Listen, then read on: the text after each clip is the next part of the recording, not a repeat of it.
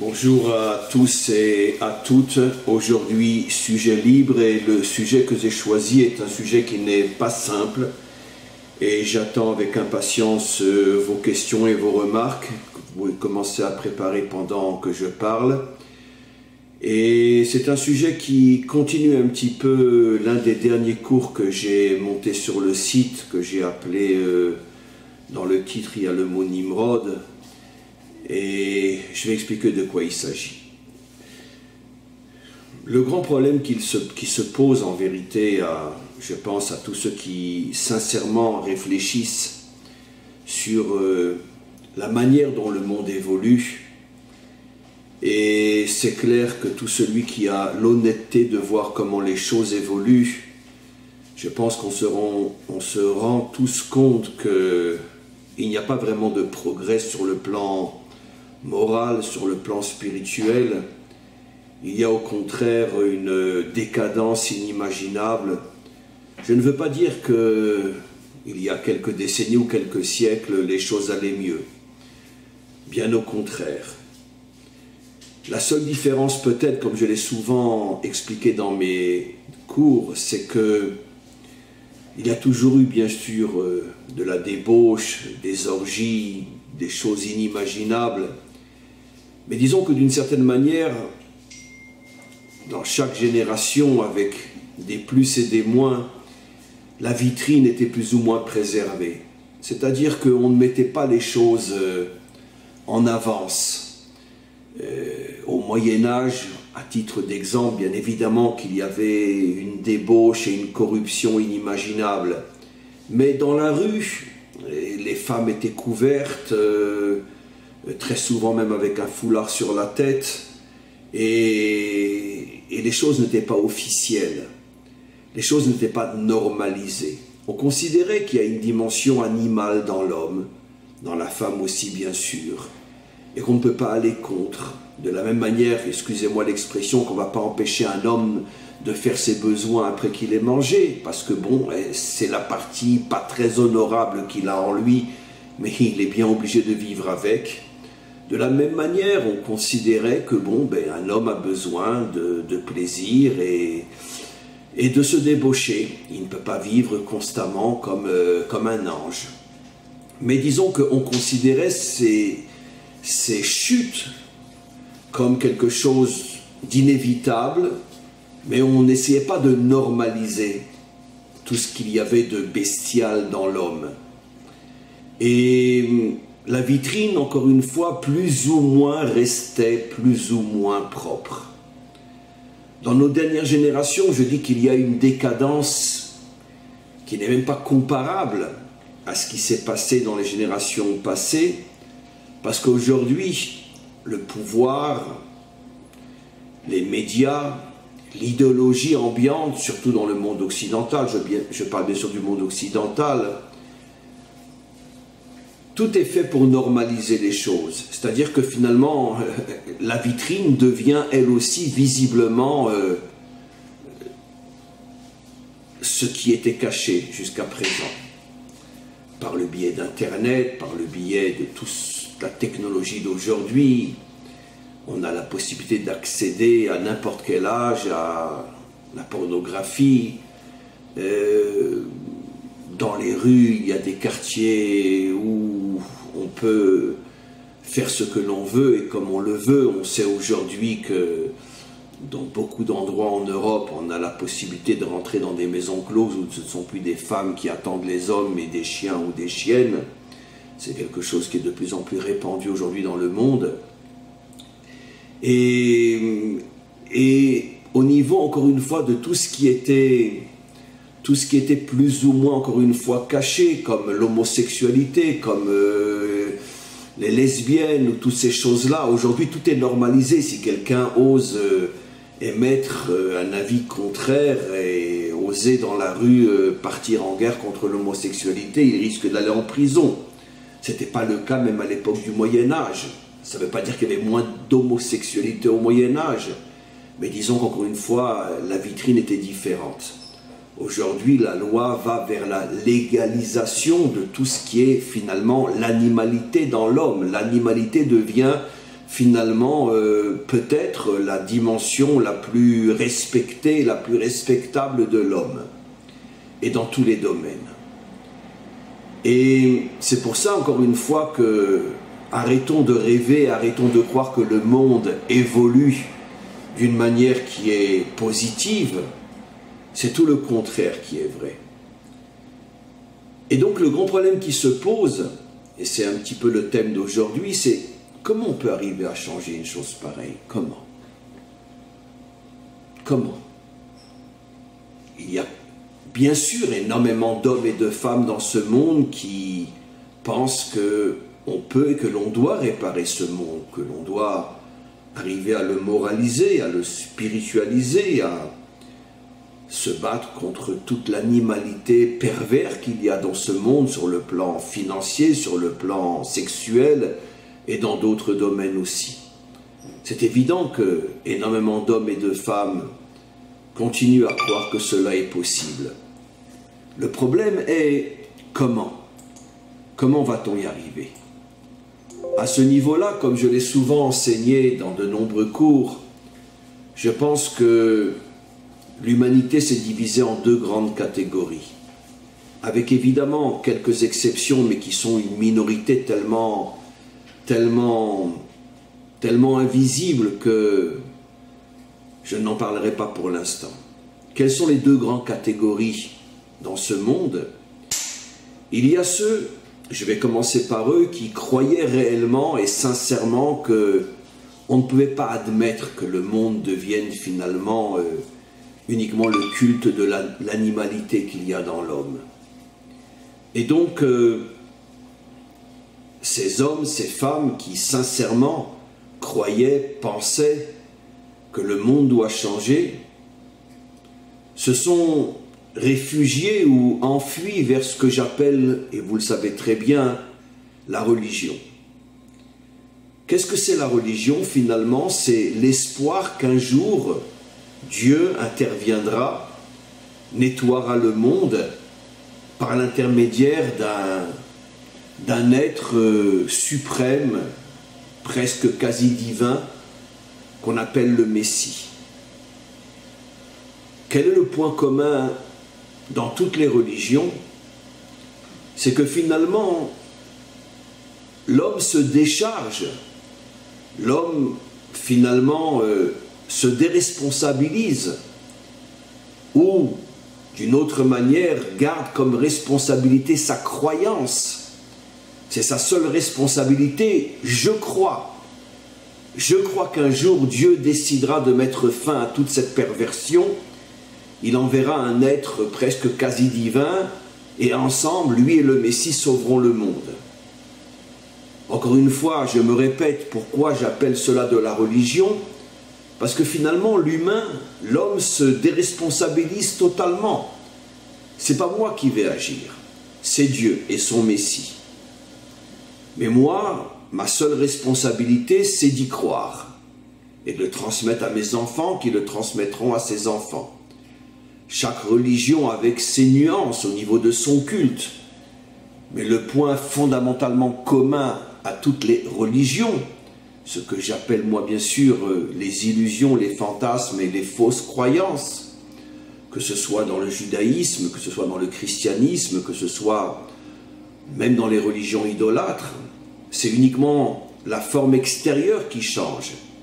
Mais le point fondamental qui unit toutes les religions, donc toutes les illusions spirituelles, c'est que finalement, ce n'est pas moi l'homme qui vais faire quoi que ce soit pour changer le monde, c'est Dieu et son Messie.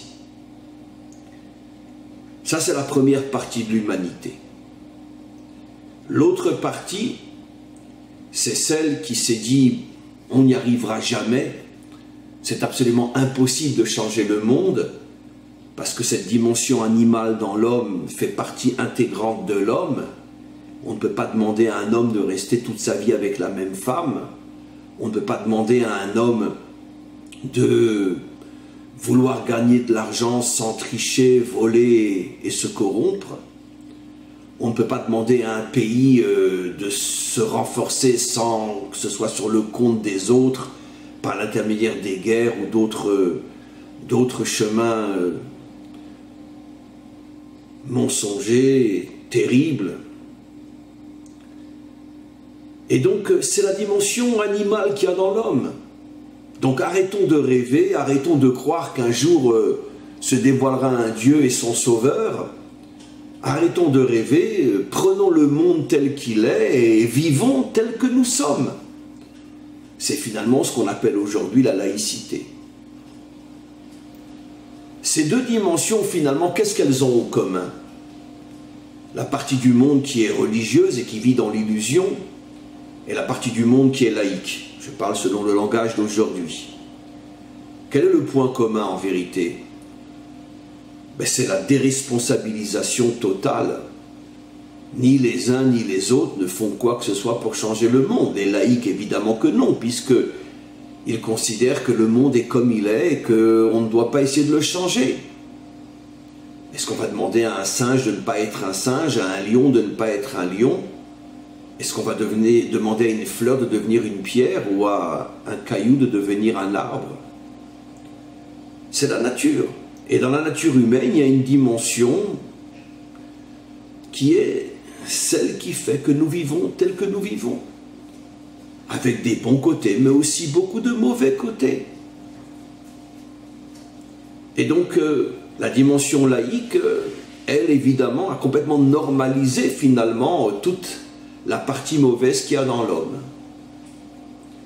Et la partie religieuse, pourquoi elle s'en remet uniquement à Dieu et à son Messie? Mais parce que partir en guerre contre le monde, contre tous ceux, et ils ont toujours été la majorité, contre tous ceux qui ont le pouvoir, qui ont l'argent et qui ont finalement accepté cette normalisation de la débauche et de la perversion et de la corruption, partir en guerre contre eux, c'est se mettre véritablement en danger, et on n'a pas envie. On n'a pas envie de mourir, on n'a pas envie de se retrouver en prison, on n'a pas envie de se battre. La grande majorité des religieux ne se rendent même pas compte que la profonde et véritable raison qui les fait sombrer dans cette illusion spirituelle, c'est la peur. La peur d'agir, la peur de se battre, la peur de devenir un véritable guerrier qui se bat pour améliorer le monde. Parce que tous ces guerriers, il y en a eu très très peu, qui ont essayé de se battre pour améliorer le monde, ont tous été assassinés, sans la moindre exception. On n'a pas envie de faire partie de ces gens-là, qui ont essayé, mais qui ne sont arrivés à rien. Parce que le mal est entre les mains des plus forts, et pas entre les mains de... Plutôt le mal et le pouvoir est entre les mains de la majorité qui accepte le monde tel qu'il est, et la minorité qui voudrait le changer n'a ni la force, ni l'argent, ni le pouvoir, et n'a pas non plus cette cruauté qui est de l'autre côté, qui accepte d'assassiner tous ceux qui dérangent. Et donc finalement, le côté positif de ce monde est faible et n'a pas d'autre choix que de se réfugier dans la religion. Et c'est pour ça que le monde ne change pas. Le monde ne change pas parce que, encore une fois, la force et le pouvoir est entre les mains de tous ceux qui ont accepté le monde tel qu'il est. Et les bonnes pensées et l'espoir est entre les mains des faibles qui, eux, n'ont absolument pas la possibilité de sortir dans la rue sans savoir à l'avance qu'ils se feront assassiner. Alors ils se sont inventés la religion. L'espoir fait vivre. Comme je l'ai expliqué dans un cours récemment, mais malheureusement, même notre peuple n'a pas suivi le modèle représenté par Abraham. Pourquoi Abraham a été choisi? Parce qu'il était croyant, parce qu'il était spirituel, parce qu'il était moral. Bien sûr qu'il était ce que je viens de dire, mais ce n'est pas la véritable raison qui a fait qu'il a été choisi. Pourquoi il a été choisi? C'est dans un cours récent. Parce qu'il a été le seul et le premier dans toute l'histoire humaine à partir en guerre contre la tyrannie. À cette époque, la tyrannie était Nimrod, comme je l'ai expliqué dans un cours magnifique, qui est encore sur la première page du site. C'est pour ça qu'il a été choisi.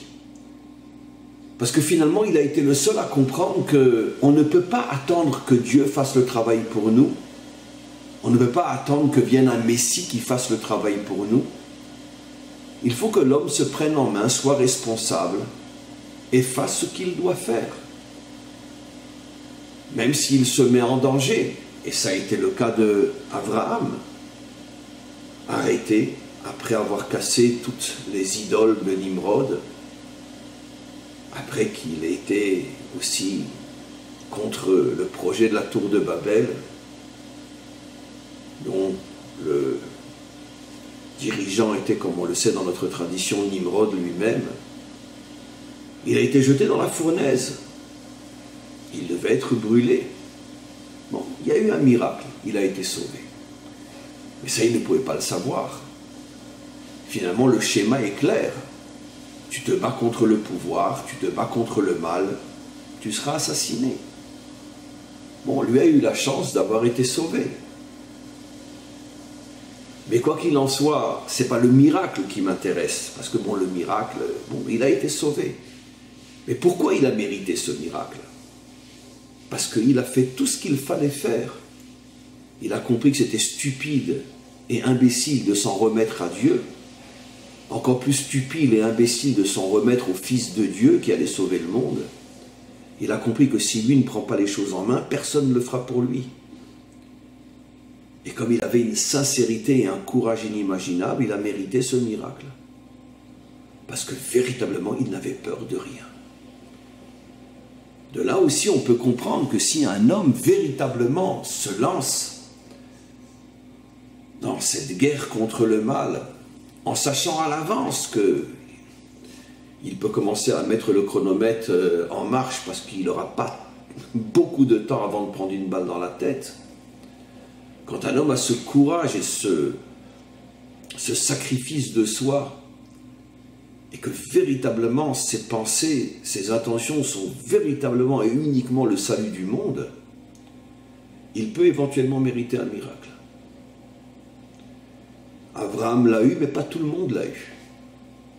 Je ne sais pas pourquoi je saute tellement loin dans l'histoire, mais Rabbi Akiva lui aussi a voulu sauver son peuple en soutenant la révolte de Bar Korba contre les Romains.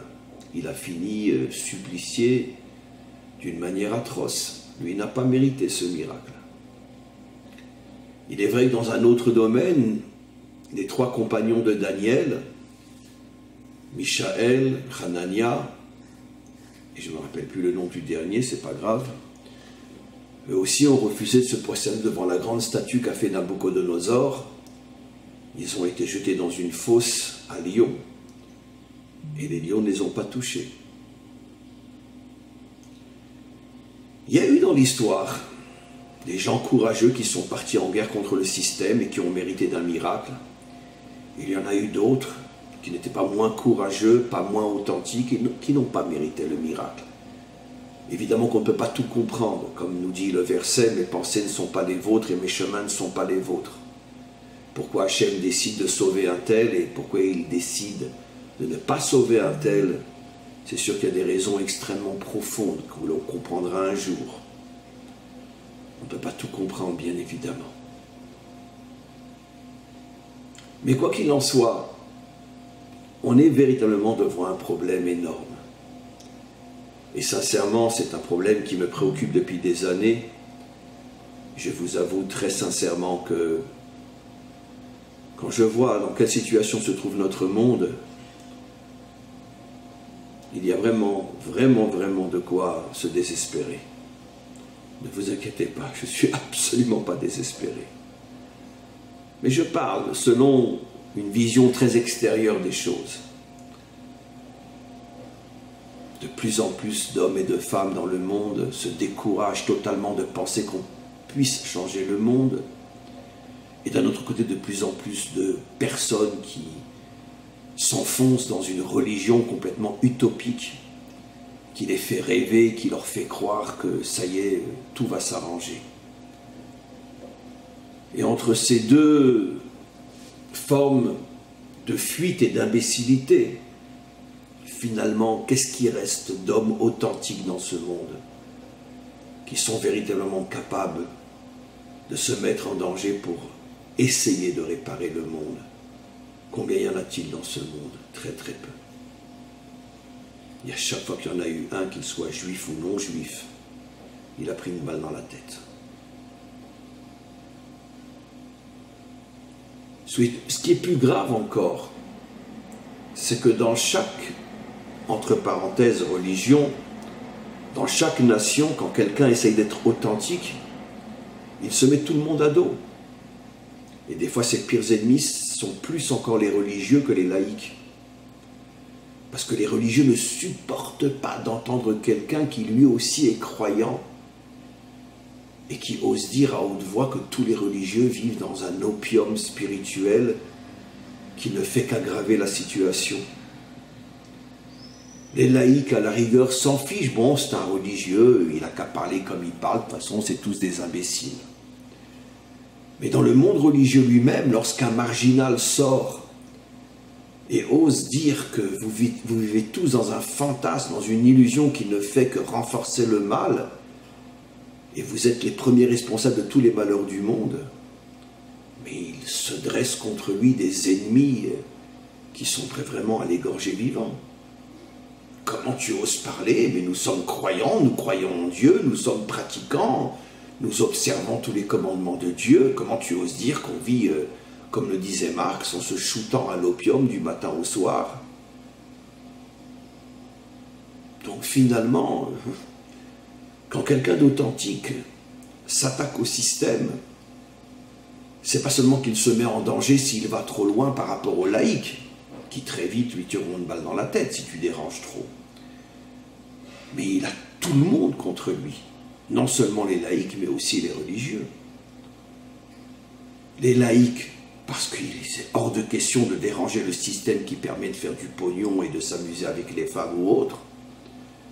Et les religieux, comment tu oses dire que nous sommes dans l'illusion, nous les croyants, nous sommes les seuls vrais représentants de la vérité sur terre. Donc de toute façon, il a tout le monde contre lui. Et cette alliance finalement entre les religieux et les laïcs, qui ressemble énormément à cette alliance entre le clergé et la noblesse, cette alliance existe jusqu'à aujourd'hui. Tous les religieux sont de mèche avec le pouvoir, comme on le voit ici en Israël et comme on le voit partout dans le monde. À la veille des élections, ici en Israël, pratiquement tous les rabbins francophones nous disent qu'il faut voter pour tel parti religieux qui est à la Knesset. Et tout le monde sait à quel niveau de corruption on se trouve entre les soi-disant partis religieux et le pouvoir. Évidemment qu'il y a toujours eu un lien profond entre la religion et la noblesse, entre la religion et le pouvoir. Et ça n'a pas changé jusqu'à aujourd'hui. Qui ose s'attaquer à ça? Qui ose remettre en question cette alliance millénaire entre la religion et le pouvoir, entre la religion et la mafia? On sait tous, je ne sais plus si c'est encore 100% vrai aujourd'hui, mais pendant des décennies et des décennies, tout l'argent de la mafia italienne et sicilienne était blanchi par le Vatican. Qui ne le sait pas? Qui ne le sait pas? Bref, qu'est-ce qu'on peut faire? Qu'est-ce qu'on doit faire? Continuer comme si de rien n'était, comme vous diront les laïcs, ou continuer à croire que c'est sûr le Messie va venir, comme diront les religieux? Le monde va être sauvé. Qu'est-ce qu'on fait?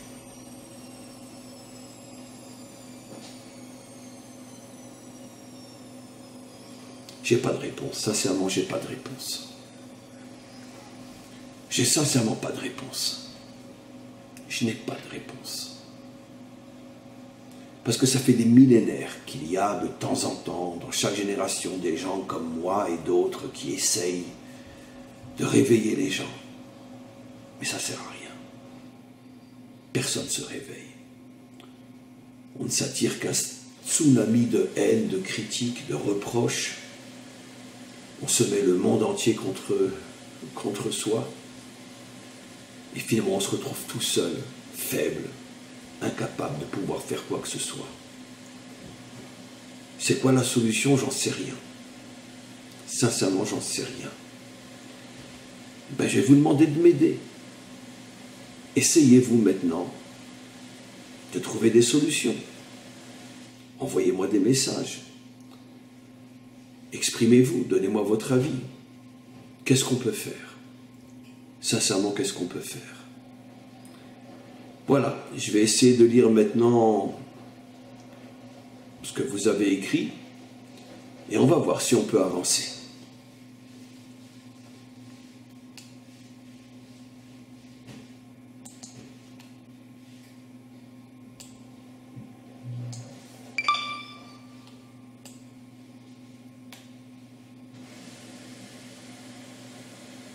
Alors, Khourni. Bonjour Rab. Si je vois des Israéliens avec des drapeaux palestiniens, des Blancs avec des drapeaux Black, Lives Matters, qui est une institution criminelle, on a le résultat, des cerveaux lavés et personne n'a un remède pour. Vous avez tellement raison. Effectivement, pas ce Shabbat dont on vient de sortir, mais le Shabbat précédent, à la fin du Shabbat, une grande manifestation à Tel Aviv, avec effectivement des milliers d'Israéliens, avec des drapeaux palestiniens. Et effectivement, c'est-à-dire que finalement, des milliers d'Israéliens sont plus sensibilisés par le sort des Palestiniens que par tous les massacres de familles israéliennes chaque année ici, par le biais du terrorisme, ou tout simplement par être sensibilisés pour l'avenir de notre peuple, de notre nation. Car je pense qu'il faut être vraiment, excusez-moi l'expression, une véritable ordure pour ne pas savoir et admettre que le seul et unique souci de l'État palestinien, c'est la destruction de l'État d'Israël.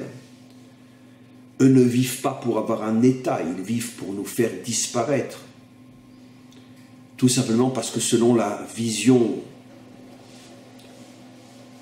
du Coran, il ne peut pas y avoir de place au Proche-Orient pour une autre entité que l'entité musulmane.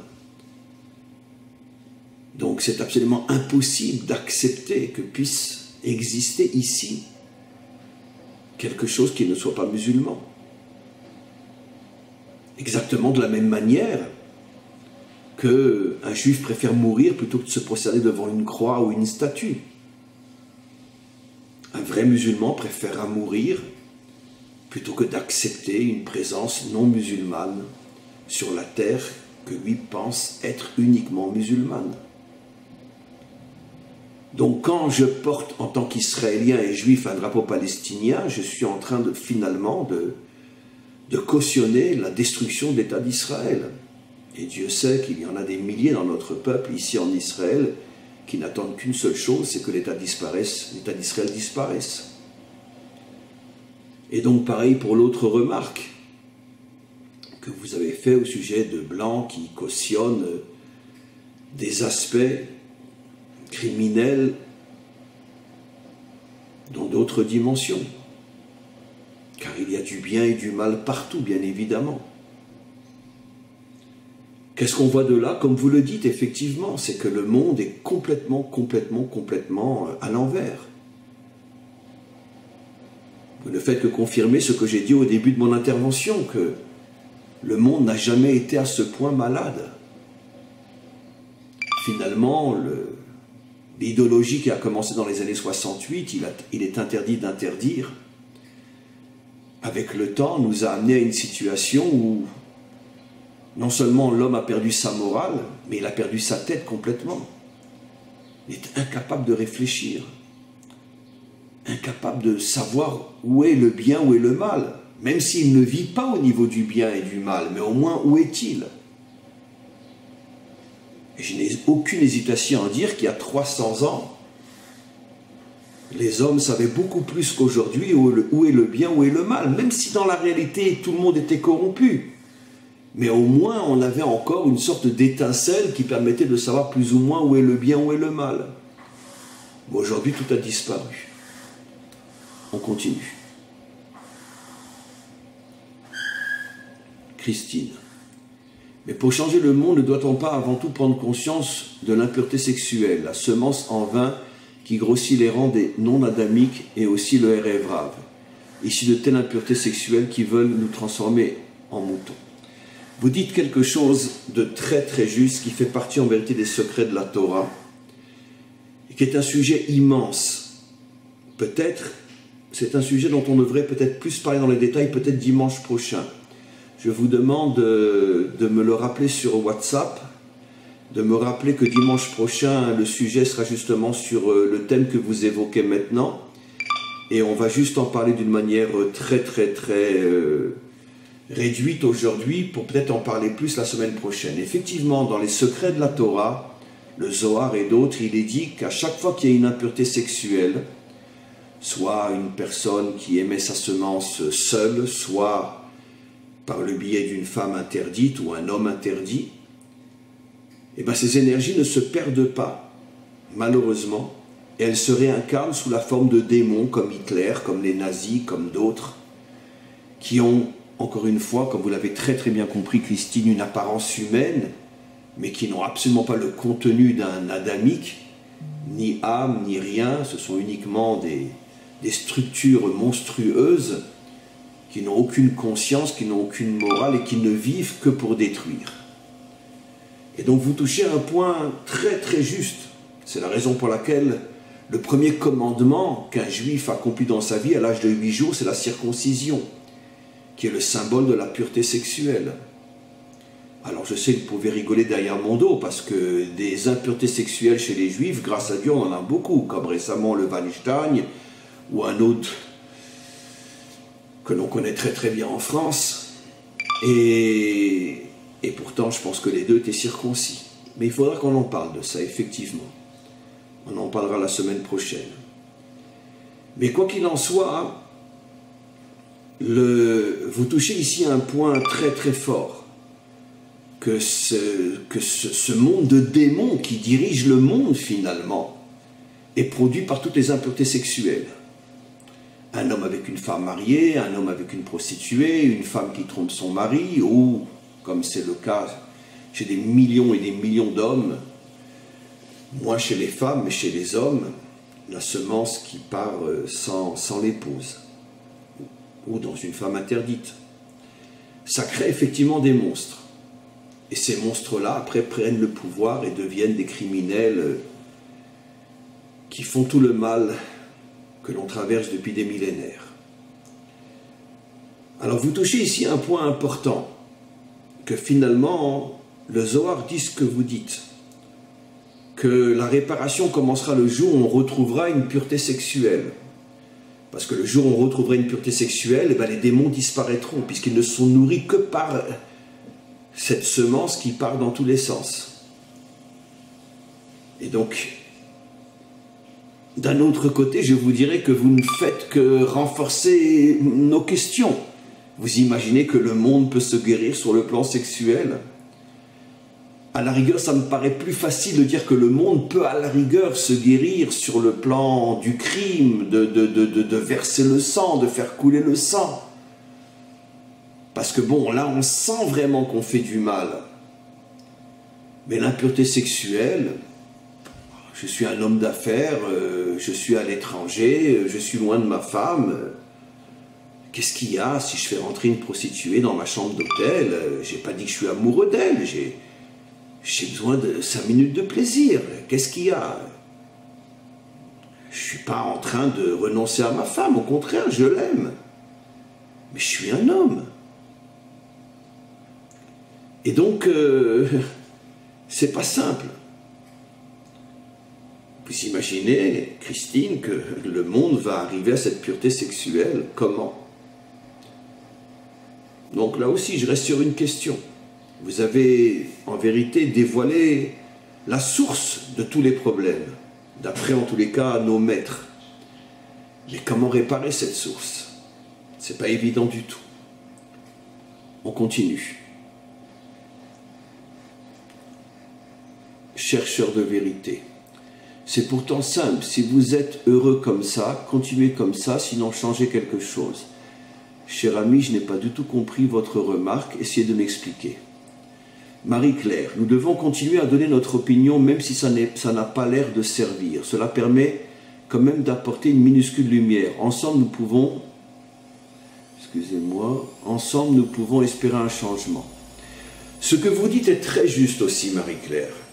Il est vrai, comme l'enseignent nos maîtres, et comme vous l'avez parfaitement exprimé, c'est que la parole aussi a un pouvoir, une parole authentique, une parole vraie.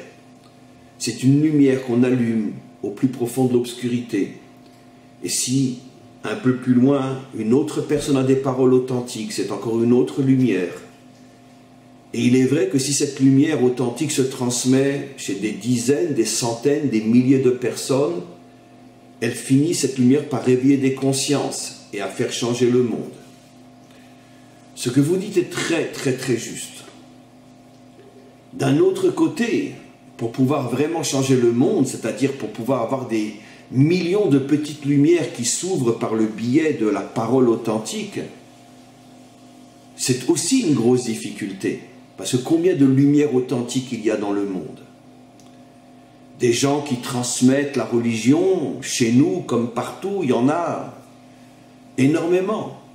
Mais le problème, c'est comme je viens de le dire, des enseignants de la religion, c'est la majorité. Des enseignants d'une parole authentique, c'est la minorité. Et surtout qu'ils ont un tsunami de critiques contre eux qui font que beaucoup ne les écoutent plus parce qu'ils croient à la majorité. Et la majorité, elle a un pouvoir que la minorité n'a pas. Donc, comment vous pensez, Marie-Claire, qu'on puisse arriver à allumer dans ce monde des millions de petites lumières qui vont prendre le dessus sur l'obscurité, c'est-à-dire qui vont arriver à réveiller les consciences et à changer le monde? C'est pas évident non plus. Mais je partage à 100% votre avis. En attendant, on n'a pas la force vraiment d'agir, mais au moins continuons à parler. À ce niveau-là, je suis parfaitement d'accord avec vous. Blanc fonce. Il me semble que la démocratie récemment montre ses vraies couleurs. Les peuples sont en train d'acquérir de plus en plus de pouvoir. Il n'y a rien de plus dangereux qu'un peuple en mouvement. Je ne parle pas d'un mouvement en particulier. On est dans une petite période, dans une période charnière, je me sens de plus en plus impuissante. Je n'ai pas très bien compris à quoi vous faites allusion. Est-ce que vous faites allusion à toutes les manifestations qu'il y a dans le monde aujourd'hui, comme en Amérique, etc.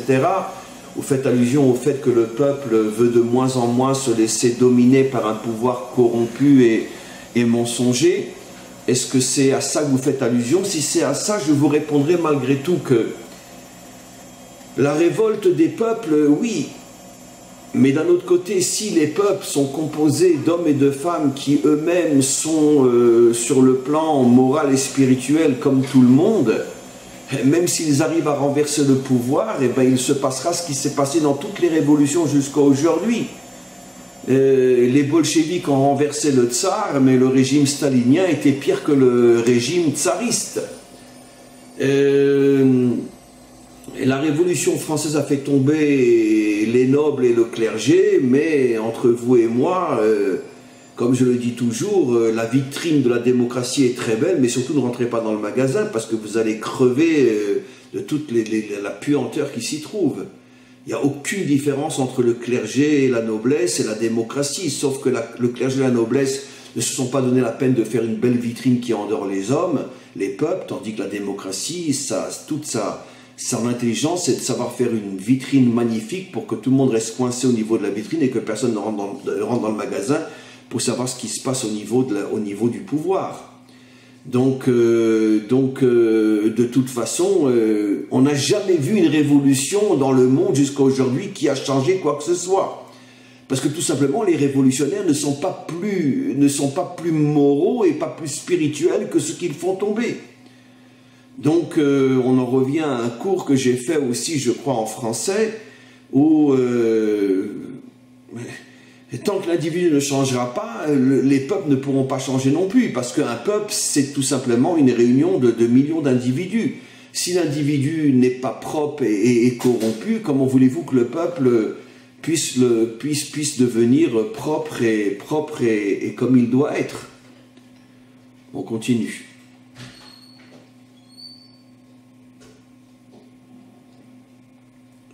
Christine, Mashiach vient aussi sur un âne blanc. Donc, à faire prendre conscience et dominer ce démon, cette débauche sexuelle. Oui, encore une fois, vous avez raison, mais le problème, c'est que comment on va y arriver? On n'a pas de réponse à ce niveau-là. Vous imaginez le monde sans débauche sexuelle aujourd'hui, c'est comme si vous enleviez tout l'air qu'il y a dans le monde et que les gens vont être asphyxiés. Finalement, la seule chose qui permet aujourd'hui à un être humain d'avoir encore une volonté de vivre, c'est qu'il puisse s'amuser de temps en temps. Si vous lui enlevez ça aussi, entre tous les soucis du travail et tous les soucis qu'il y a dans le monde, s'il ne s'amuse pas de temps en temps, comment voulez-vous qu'il tienne?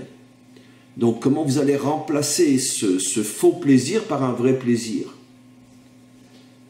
Guillaume, encore hier à Paris, on a scandé des slogans antisémites. Il faut être fort, vigilant, se tenir prêt et si possible rejoindre Israël. Projet commun.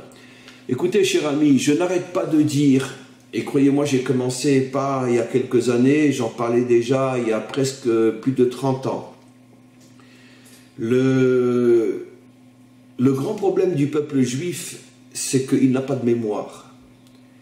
Et surtout après des millénaires d'histoire, où il n'y a pas une seule exception à ce que j'ai déjà expliqué.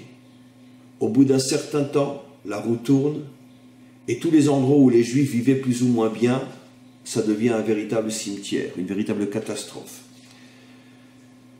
La dernière guerre mondiale est derrière nous, 70 ans, peu plus ou moins, la Shoah, Auschwitz, Treblinka.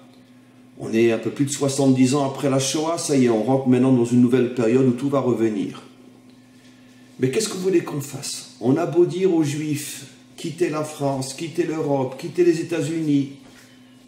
Vous êtes à la fin d'une période qui toujours dure 50, 60, 70 ans et la roue tourne. Et c'est à nouveau sur les Juifs que le monde entier tombe, parce qu'il faut bien trouver un bouc émissaire, il faut bien trouver un responsable. Comme cette saleté, cette pourriture que vous avez sans doute vue dans une vidéo qui tourne sur Facebook, où on voit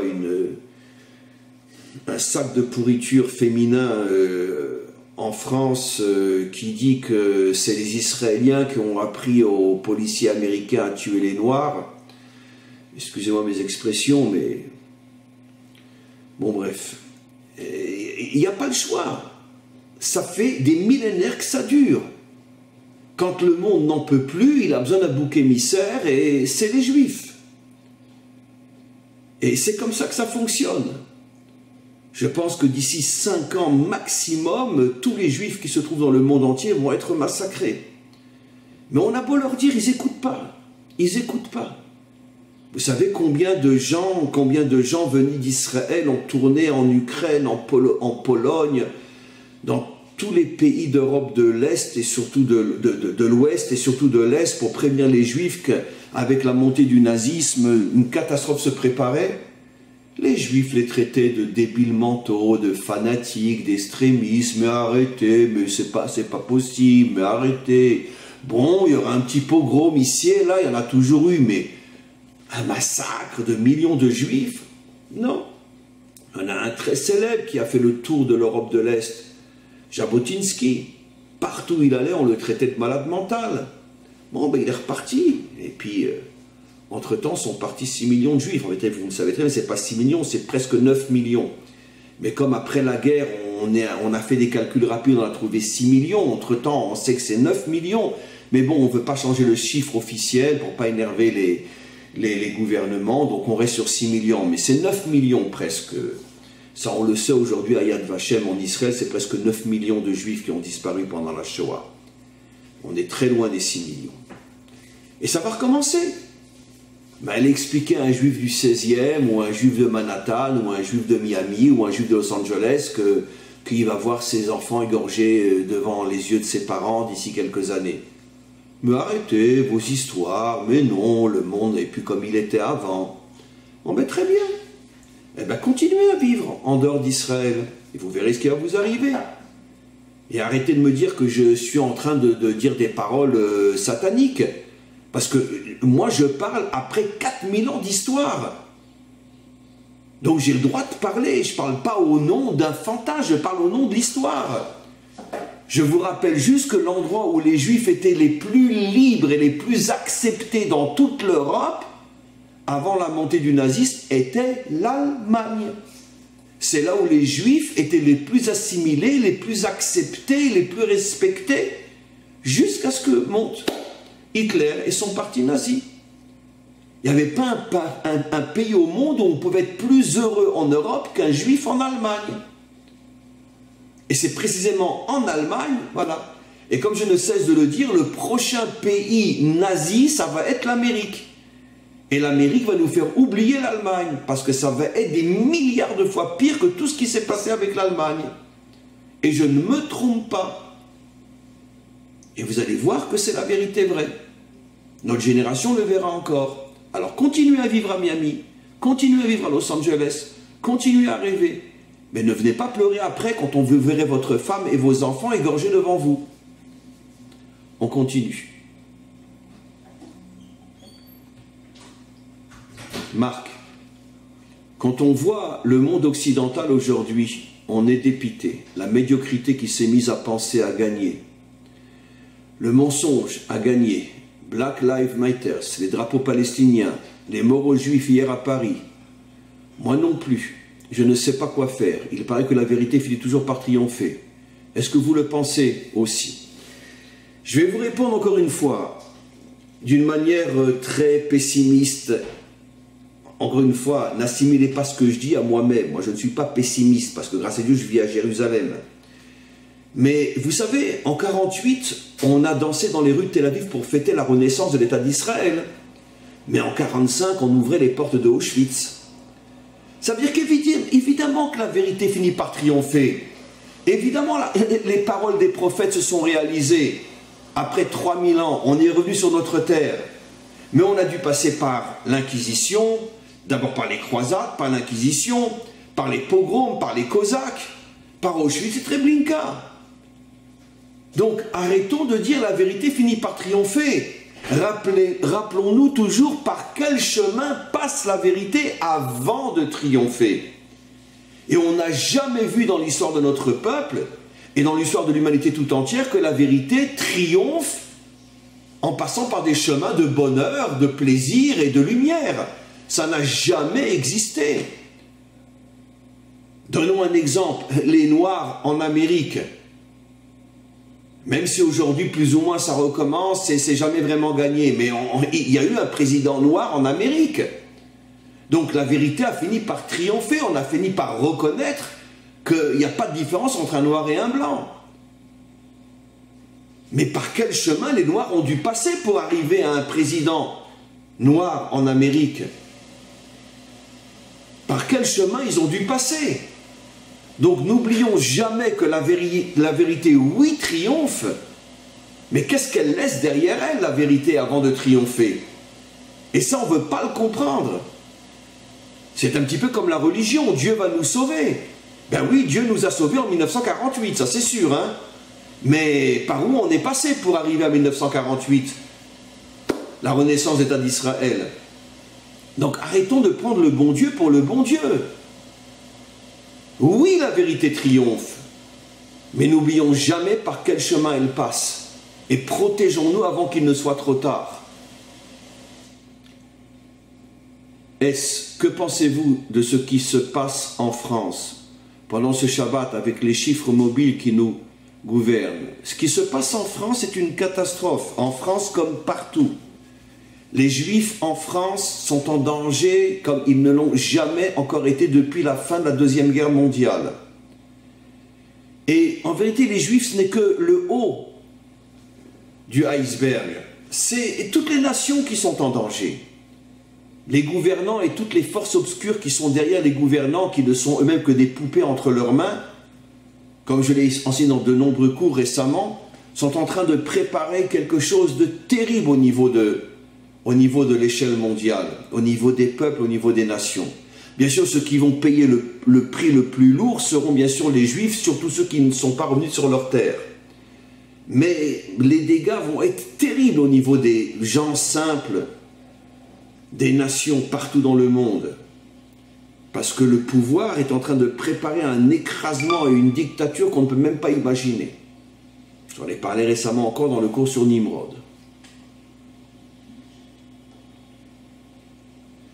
Rishi, Rav, bonjour. Je crois que Dieu, par le biais du corona, va forcer toute l'humanité à sortir dans les rues et à faire la révolution, car beaucoup de gens n'auront plus rien à manger. Les frigères sont vides. C'est possible, c'est possible. On peut voir les choses de cette manière-là. Mais encore une fois, Rishi, le grand problème que nous avons, c'est que, d'accord, il va y avoir peut-être effectivement des mouvements de masse, des gens qui vont sortir dans les rues et qui vont se révolter et peut-être faire tomber le pouvoir. Mais ces gens eux-mêmes ne sont pas mieux que ceux qui sont au pouvoir aujourd'hui. Et lorsque le pouvoir sera entre leurs mains, ben ça redeviendra exactement comme ce que j'ai expliqué. Les bolcheviks ont fait tomber le tsar, mais ont remplacé le tsar par le régime stalinien ou communiste. Et croyez-moi que le régime communiste n'est pas mieux que le régime tsariste. Donc c'est ça le problème qu'on a.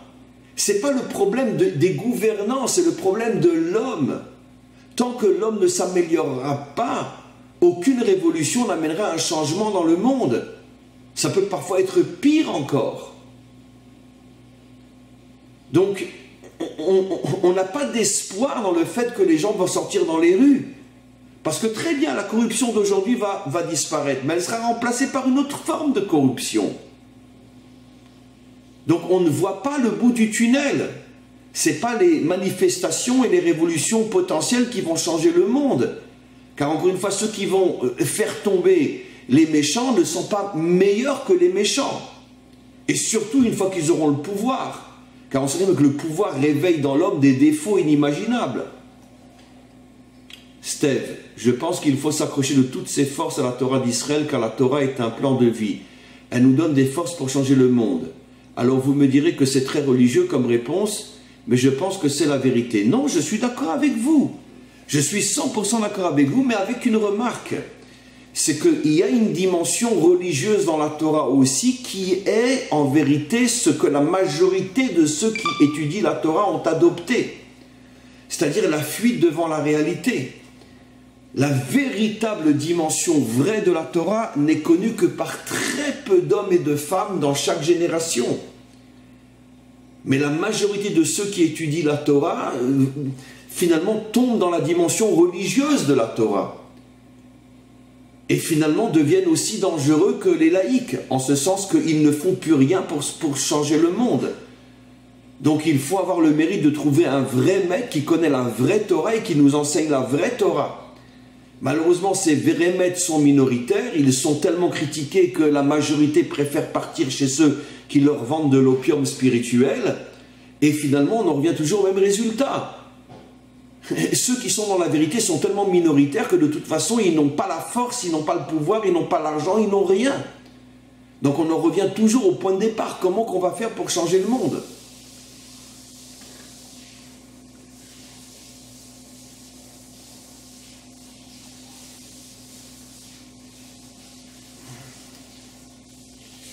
Espinoza, bonjour, vous avez dit dans un cours que l'âme des tzadikim est au kotel, est-ce bien ça?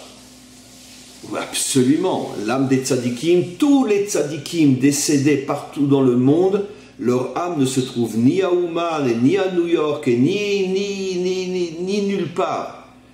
Le Zohar dit clairement que tous les tzadikim, une fois qu'ils quittent ce monde, leur lumière va au kotel, c'est-à-dire l'endroit le plus proche du futur troisième temple. C'est là-bas que, et si les gens comprenaient ça, c'est évident que ça donnerait une force inimaginable si au lieu de partir partout dans le monde, à Rosh Hashanah et ailleurs, et vider Israël de son potentiel de force, si tout le monde allait au Kotel, et à ce moment-là se connecter à toute cette lumière de tous les justes, de toutes les générations qui se trouvent là-bas, c'est sûr que là aussi ça créerait un réveil de lumière inimaginable dans le monde qui peut-être, sans doute, ferait avancer la délivrance. Moi personnellement, à Rosh Hashanah, je prie au Kotel. Et pas seulement à Rosh Hashanah, à toutes les fêtes je suis au Kotel. Parce que je sais, d'abord en vérité, pas seulement, bon bref, je ne vais pas parler de moi, mais dès que je peux, je prie au Kotel. Parce que je sais que c'est là-bas que se trouve toute la lumière d'Israël. Fausse révolte des peuples qui sont menés par les forces du mal. Oui, d'une certaine manière, je ne dis pas que l'intention des peuples qui se révoltent n'est pas bonne. Je dis que malheureusement, comme ils ne se sont pas purifiés eux-mêmes, dès qu'ils retrouvent le pouvoir réveille en eux des forces tellement négatives qu'elle prend le dessus sur les bonnes intentions qui étaient au départ dans la révolution. C'est sûr que beaucoup de révolutionnaires bolcheviques ou la Révolution française étaient bourrés de bonnes intentions.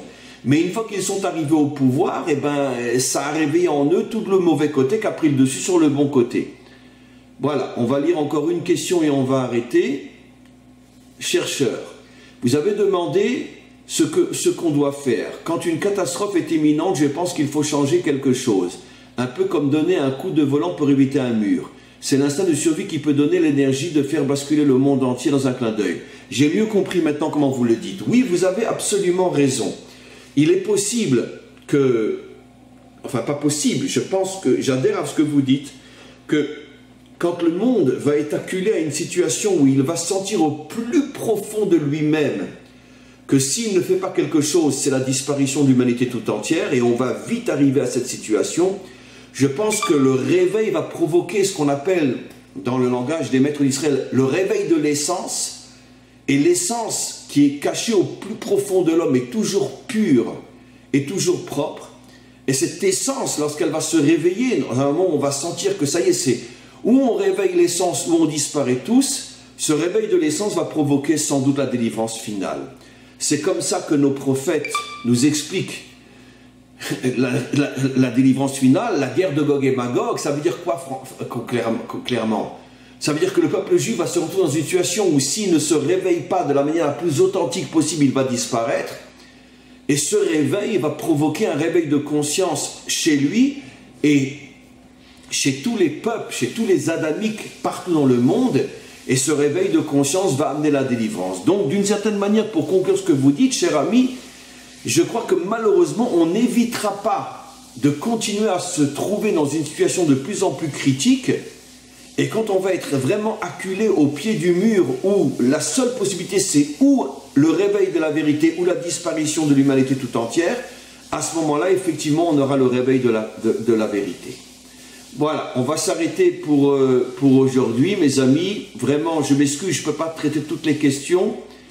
Et vraiment, et je le dis à chaque fois, et de la manière la plus sincère, la plus authentique, aujourd'hui, je pense que vraiment l'échange entre nous était encore plus fabuleux que jamais. Il faut dire que le sujet a aussi été un sujet qui a réveillé énormément de conscience entre nous.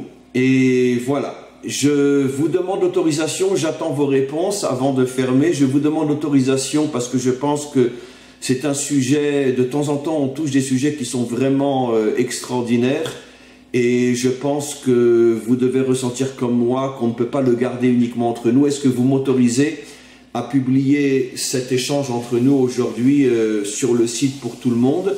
Donnez-moi votre réponse, ne m'en voulez pas. Mais je pense que c'est un acte de chesed, un acte de bonté, de générosité que nous faisons. C'est vrai que nous sommes le groupe Raï et que les choses sont entre nous, mais d'un autre côté, il y a des fois des sujets qu'on ne peut pas ne pas transmettre à des milliers de personnes parce que c'est une lumière qu'on ne peut pas garder pour nous.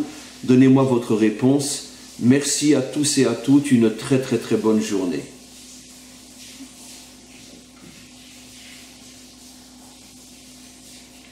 Oui, Christine Bruno, on devrait tous apprendre un sport de combat. Oui, moi j'ai fait ça pendant plus de 30 ans. Voilà.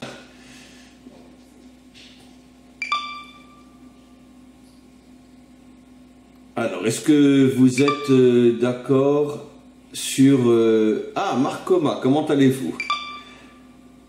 Alors, vous êtes tous d'accord à ce qu'on mette le cours sur le site? Merci pour vos réponses. Merci mes amis, c'est vraiment pour moi très sincèrement un grand moment de bonheur, ces échanges que nous avons dans le groupe Rail tous les dimanches. Vous êtes vraiment un groupe formidable, sage, intelligent, profond, authentique. Et c'est pour moi un véritable bonheur de vous compter parmi mes élèves et de pouvoir avoir des échanges avec vous tous les dimanches matins. À tous et à toutes, une très très bonne journée. Merci, merci pour tous. Merci pour tout.